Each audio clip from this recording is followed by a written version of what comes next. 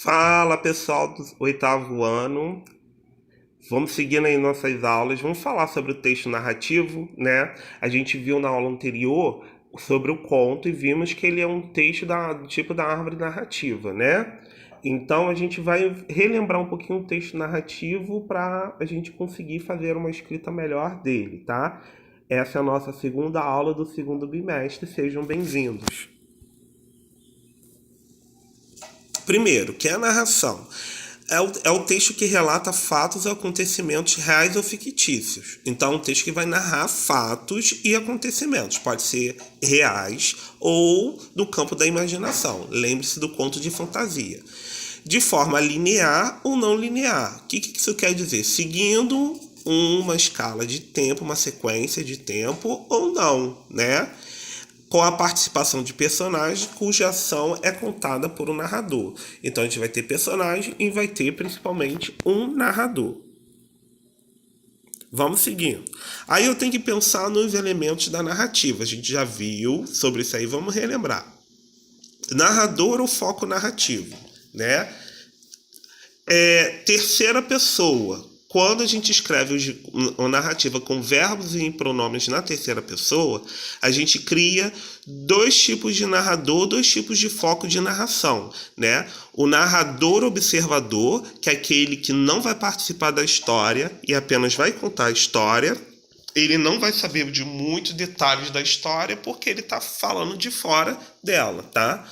Ou chamado onisciente. Agora, esse narrador onisciente, ele já sabe todos os detalhes da história. Ele não participou, ele está contando uma história. Mas ele pode se intrometer, né? Dizendo que o personagem, quando tomou aquela atitude, quando está narrando, tomou aquela atitude, ela estava zangada. Então, aí vai fornecer esses detalhes a mais. Esse narrador onisciente, ele já sabe da história completamente, como que os personagens estavam se desenvolvendo na história, tá? E quando eu ponho, para continuar, quando eu ponho meu pronome, meus verbos na primeira pessoa, aí eu estou fazendo o narrador personagem. Ou seja, a gente já vai narrar, o personagem vai narrar a história, então a gente vai saber de mais detalhes da história, porque ele está participando, né? E esse personagem pode ser o protagonista, pode ser qualquer personagem secundário, os chamados coadjuvantes, ou pode ser um antagonista, depende de quem está contando a história. O importante aqui é que a gente vai saber da história que se passou sempre sobre a visão do personagem que conta, tá? Essa é a ideia. E os personagens? Define-se física e psicologicamente pela descrição. Lembre-se que a gente falou do texto descritivo ano passado. Então, quando eu for definir um personagem num texto narrativo, eu utilizo a descrição para isso. Ou faço a descrição física, que aí eu dou as características físicas do personagem, ou faço a descrição psicológica, que eu dou aquelas características de personalidade e do jeito do personagem, tá? O espaço é o lugar onde se desenrola as ações, o cenário. Continuando aí. O tempo cronológico, tá? Ou psicológico. Esse aqui é um conceito novo. A gente viu que era o tempo que a gente conseguia definir ou não, né? Se a gente não conseguisse definir um tempo, aí vinha era uma vez, há muito tempo atrás, a gente não conseguia determinar o tempo da história, tá? Agora, o que quer dizer cronológico ou psicológico? Cronológico é o tempo real. A gente vai jogar na narrativa a passagem do tempo. No texto a gente vai descrever a passagem do tempo. 2 semanas depois, um ano depois, a gente vai descrever essa passagem do tempo e o leitor vai entender. Então, aí a gente diz que construiu o tempo cronológico.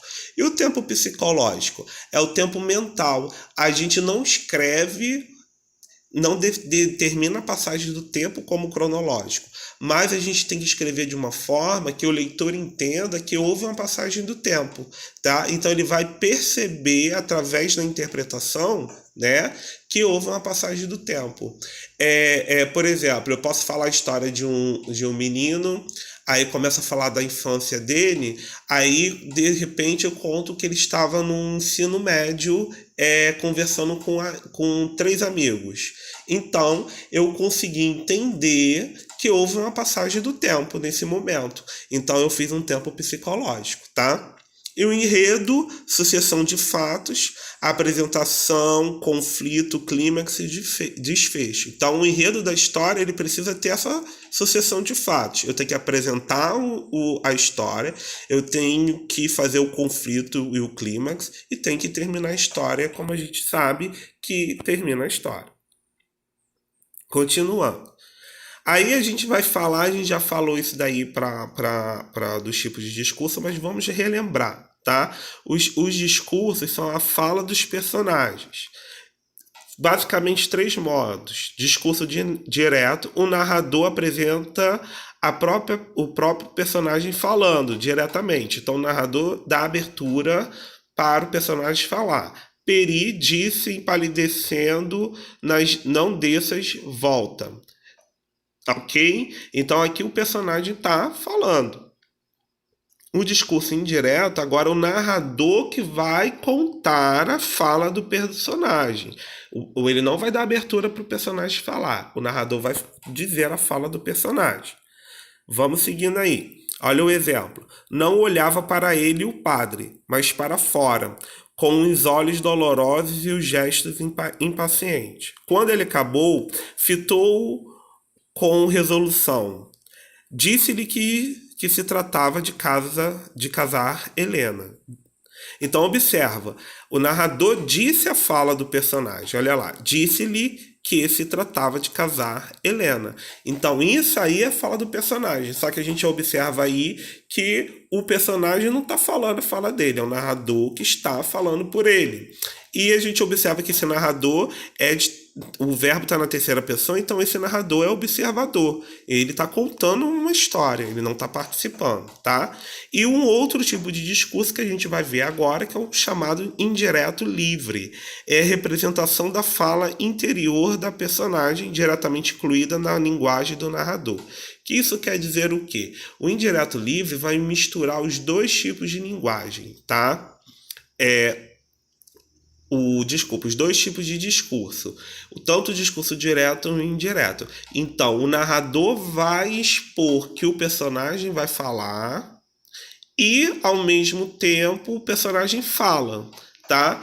Então, o narrador fala do personagem e dá abertura para ele falar também. Então, esse é o indireto livre, tá? Vai misturar os dois tipos de discurso no mesmo texto. Galera, espero que tenham gostado. Chegamos ao fim da nossa aula e a gente se vê em breve. Abraço em todos. Tchau, tchau.